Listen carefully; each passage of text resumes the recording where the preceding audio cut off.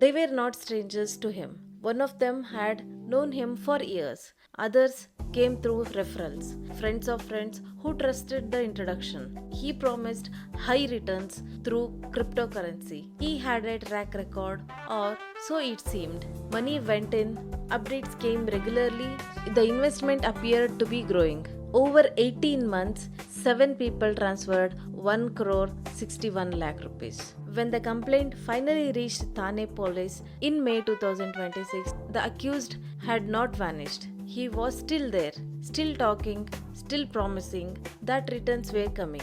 This case is different from everything we have covered so far because the scammer was not a stranger, not a telegram group, not a fake website. He was someone the victim personally know him and trusted him. Because known person investment fraud is the hardest kind to escape, and I am going to explain exactly why today. Stay till the end because I am going to give you one word, one single word that if you say it to anyone pitching you an investment, a friend, a family member, a colleague, trusted contact, will immediately reveal whether their offer is legitimate.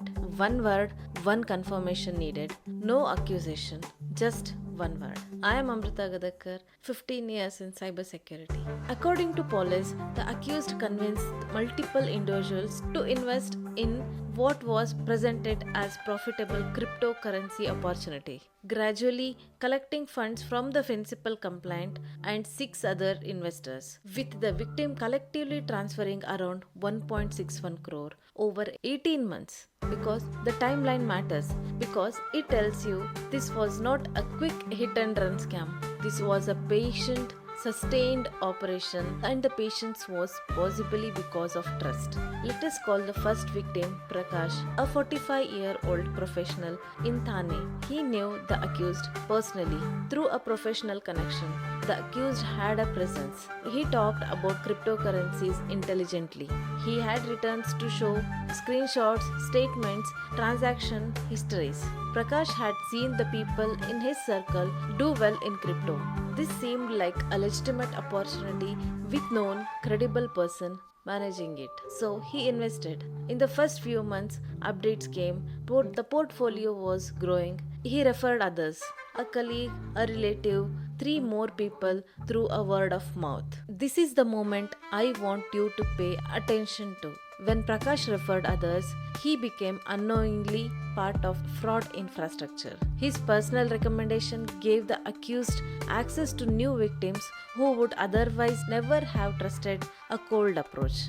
The accused did not need to recruit. His existing victims recruited for him. This is how 7 people became involved without the accused ever approaching a stranger.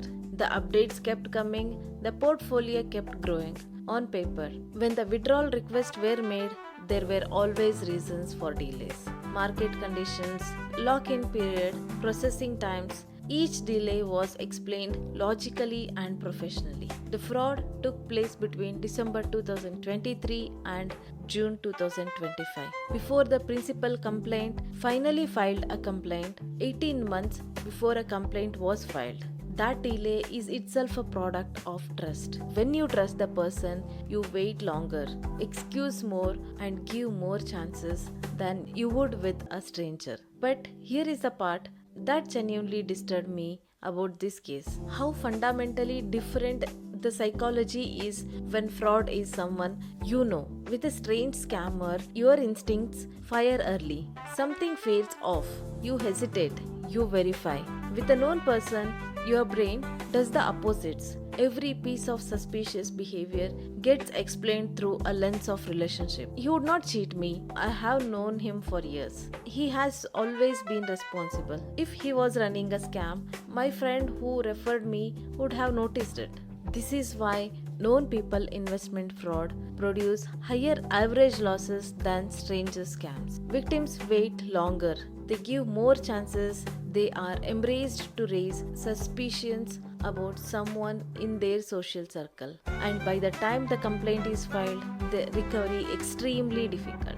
The accused in the Thane case did not need technical sophistication. He needed relationship and patience. 3 actions to apply to avoid these scams. Action number 1. Apply apply the same verification standards to known contacts as to strangers. The SEBI check, the withdrawal test, the guaranteed returns, red flag, these applies regardless of how well you know the person. If your own brother pitch you a guaranteed return crypto investment, the SEBI registration question still applies. The verification is not an insult to the relationship. It is a protection for both of you. Action 2. Never become a referral source before verifying the platform yourself.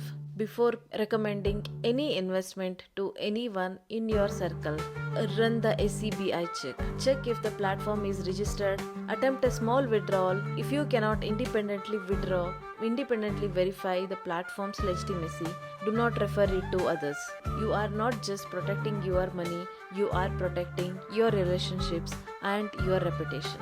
Action 3. If you are currently waiting for withdrawal that keeps getting delayed, more than one withdrawal delay on any investment platform, regardless of explanation, is a red flag that requires action.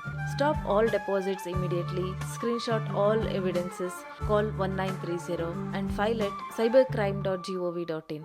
Do not wait for one more month. The delay is the scam. Say it in response to any investment pitch from strangers or from someone you know for 20 years. Is the platform SEBI registered? Not aggressive, not accusatory. A factual question that every legitimate investment opportunity can answer immediately. A real platform gives you registration number in seconds.